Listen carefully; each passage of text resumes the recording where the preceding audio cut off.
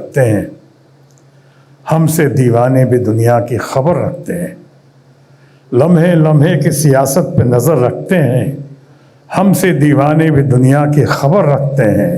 इतने नादा भी नहीं हम कि भटक कर रह जाएं, कोई मंजिल ना सही राह गुजर रखते हैं।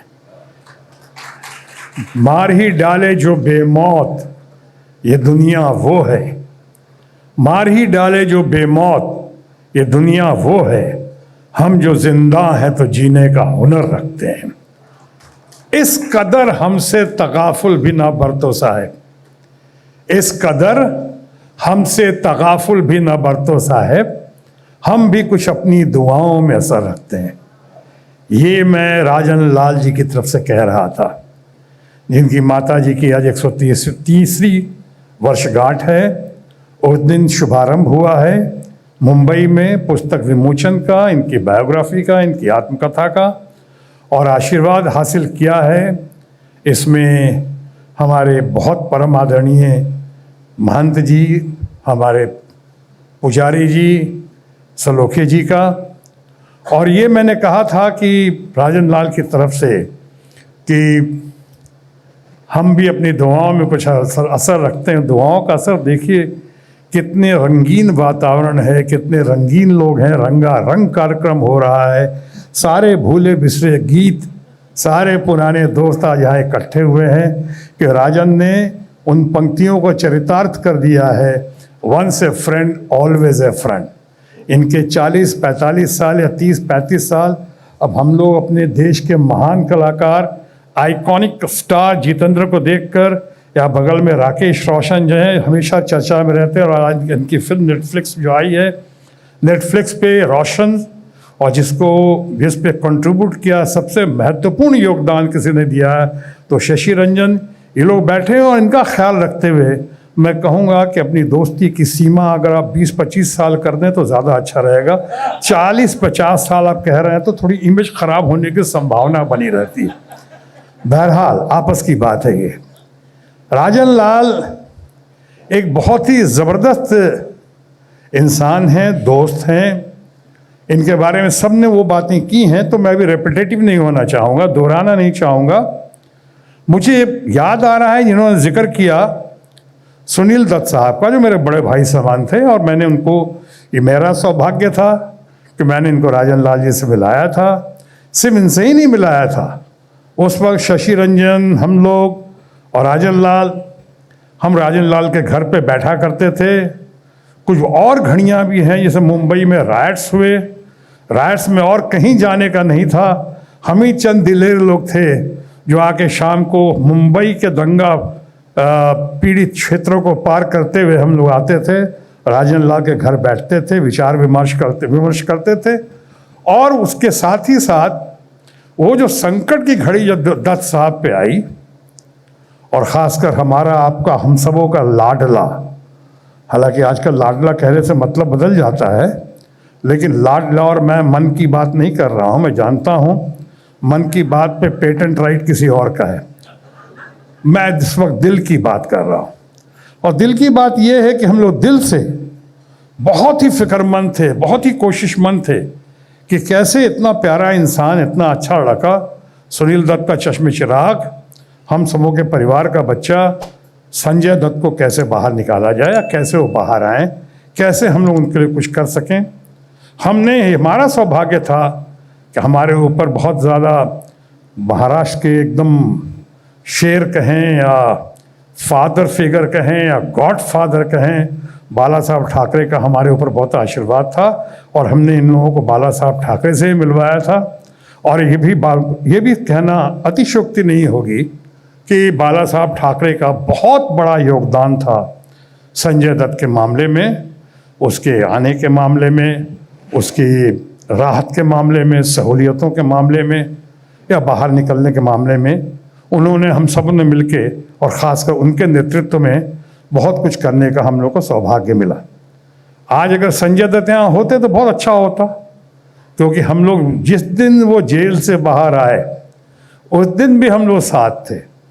जेल से बाहर निकलकर संजय दत्त हमारे घर आए थे, हमारे घर आने के बाद फिर पूजा कहीं मंदिर गए थे, सिद्धि विनायक गए, फिर हमारे घर आए। हमारे घर से हम लोग सीधा राजन लाल जी के यहाँ आए थे। बाद में बहुत देर तक बैठे रहे उस दिन, बहुत अच्छी अच्छी बातें होती रहीं, मुबारकबाद देते रहे, बहुत बहुत उसको प्यार देते रहे।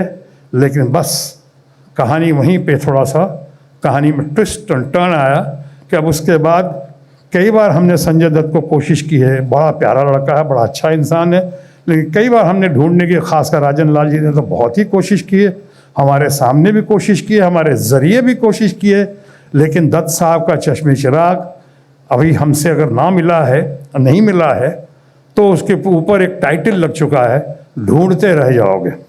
वो ढूंढते रह जाओगे नहीं, लेकिन इसका मतलब ये नहीं है कि वो प्यारा नहीं है, न्यारा नहीं, बहुत अच्छा, उसकी अपनी कुछ वजह होगी या कुछ परेशानियां होंगी या व्यस्तता होगी। बहरहाल अब किताब पे आ जाऊं। मैंने कहा था ज़्यादा वक्त नहीं लूँगा, तो मैं किताब पे आ जाऊं। और किताब में कहूँगा कि इन्होंने आत्मकथा लिखी है, वो बायोग्राफी। उसमें 3 चीज़ें बहुत ज़रूरी होती हैं। आप में से कल कोई भी बायोग्राफी लिखना चाहे या सामने आए तो 3 चीज़ों का होना बहुत ज़रूरी है। पहली, ऑनेस्टी और ट्रांसपेरेंसी, साहस, करेज, हौसला कि हाँ लिखना है, कहना है। दूसरी क्वालिटी होती है कि वो काबिलियत आपके अंदर, वो क्षमता होनी चाहिए, वो एबिलिटी होनी चाहिए कि आप अपने ग्रे साइड को ये बाहर लेकर आ सकें। ब्लैक एंड वाइट में तो सब जो करते हैं स्तुति गान होती है, कि आपके अंदर वो ग्रे साइड है उसको भी लाएं, ताकि नंबर 3 आपकी किताब इंस्पिरेशनल हो, मोटिवेशन हो उससे, खासकर यंगर जनरेशन का, कि देखो अच्छाइयाँ तो हैं, लेकिन अच्छाइयों के साथ साथ बहुत सारी खामियां, कमियां या बुराइयां भी हैं जो आपको इस किताब में देखने को मिलेंगी।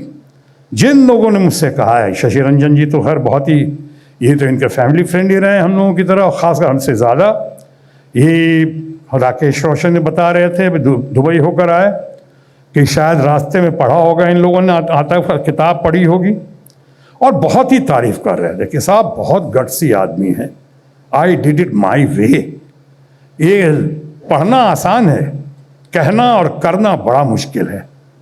करना भी हो सकता है आसान हो, मन लगता है, करना आसान इसलिए कह रहा हूँ कि हमारे बड़े भाई समान दोस्त हम सबों के धर्मेंद्र जी ने हमें सिखाया था, जब मैं स्ट्रगल करके नया नया स्टार बनने की कोशिश कर रहा था, तो उन्होंने सिखाया था कि देखो, हर सफल इंसान के पीछे किसी न किसी औरत का, स्त्री का हाथ होता है।